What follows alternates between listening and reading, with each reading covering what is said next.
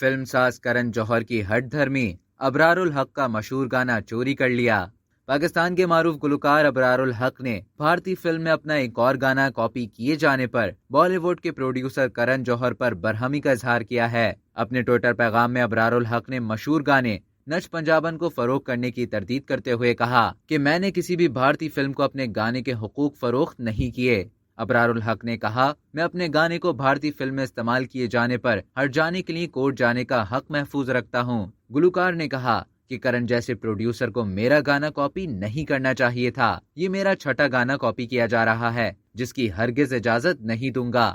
Dharma production کے banner تلے بننے والی فلم جگ جگ جیو کا ٹریلر جاری کر دیا گیا، جس میں پاکستانی گلوکار ابرار الحق کے مشہور گانے نچ پنجابن کو کاپی کیا گیا ہے۔ اس کے بعد پاکستان کے معروف گلوکار ابرار الحق کے بھارتی فلم میں اپنا ایک اور گانا کاپی کیے جانے کے دعوے پر متعلقہ ادارے کا رد عمل سامنے آیا۔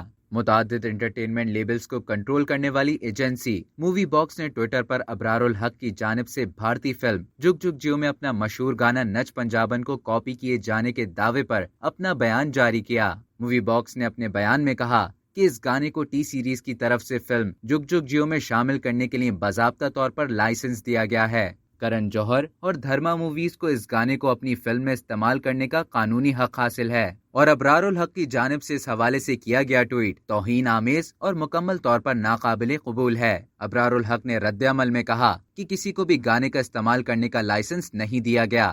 اگر کوئی دعویٰ کر رہا ہے تو معاہدہ پیش کریں۔ انہوں نے مزید کہا کہ میں قانونی کارروائی کروں گا۔ اب تک کے لیے اتنا ہی۔ مزید خبروں اور نیوز اپڈیٹس کے لیے ٹیلی چنک کو سبسکرائب کرنا نہ بھولیے۔